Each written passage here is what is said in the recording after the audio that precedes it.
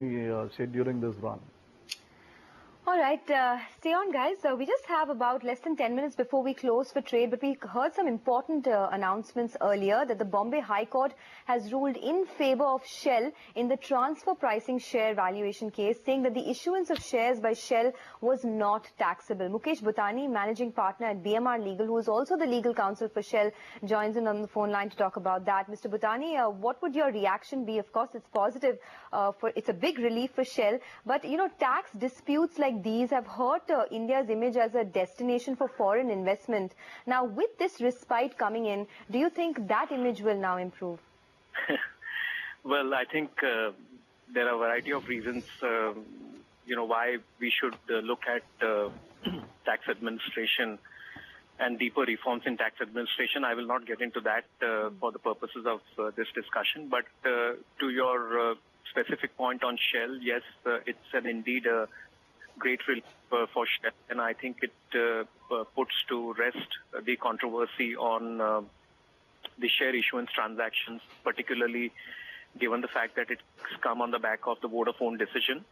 So I think the Bombay High Court had very clearly laid down in the case of Vodafone that issuance of share does not give rise to any income, and hence the question of applicability of Chapter 10 of the income tax law, which deals with transfer pricing provisions, is not attracted.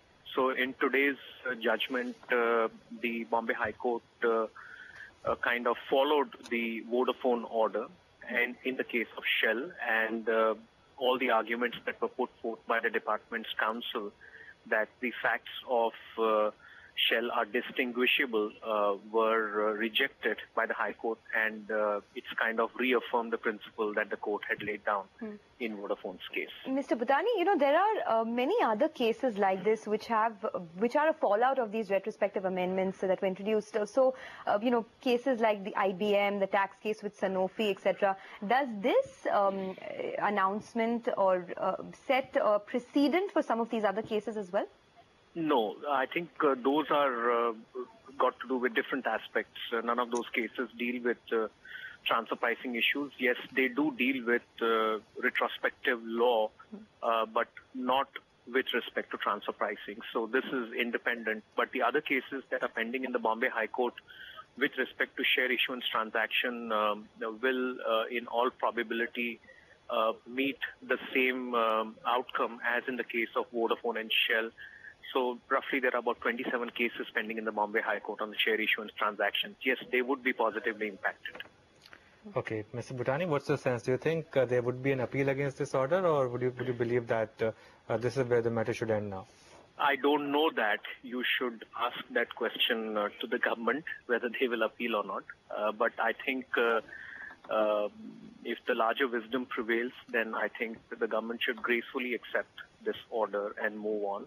But I think it's for the government to decide that. Okay. Just one final question before we let you go. India has a very bad reputation when it comes to ease of doing business. So what's the sense you're getting about what this announcement will actually mean? Do you think there's still a long way to go before any final legal solution is reached on the contentious interpretation of or rather interpretation by the tax department? Or do you think with this, a lot of the clarity has already come through?